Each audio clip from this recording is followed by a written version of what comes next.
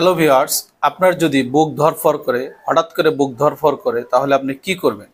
হঠাৎ করে যদি বুক ধরফর করে অবশ্যই আপনি বসবেন।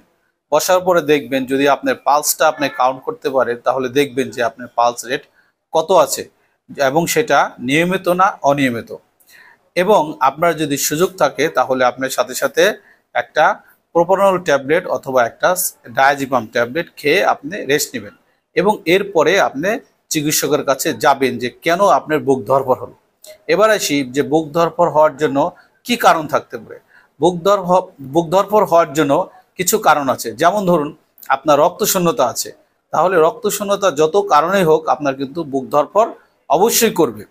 এরপর হচ্ছে আপনার হার্টে ভালভের সমস্যা আছে, বিশেষ করে অ্যাওর্টিক ভালভ, যদি অ্যাওর্টিক রিগার্জিটেশন হয় আপনার বুক ধরফর হতে পারে।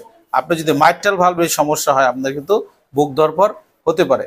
এরপর আছে থাইরয়েডের সমস্যা, থাইরয়েড হরমোনের পরিমাণ যদি বেড়ে যায় সেটাকে বলা হয় থাইরোটক্সিকোসিস। এই থাইরোটক্সিকোসিসের কারণে কিন্তু আপনার বুক ধরফর হতে পারে। এরপর আসি হচ্ছে ওষুধ। আপনি যদি কোনো ওষুধ খান, বিশেষ করে আপনার অ্যাজমা বা অ্যালার্জির ওষুধ আছে, সেই ওষুধ খেলে বুক ধরফর করতে পারে। এরপর হচ্ছে দেখা গেল যে প্রেগনেন্সি একটা স্বাভাবিক ফিজিওলজিক্যাল কন্ডিশন, এক্ষেত্রেও বুক ধরফর হতে পারে।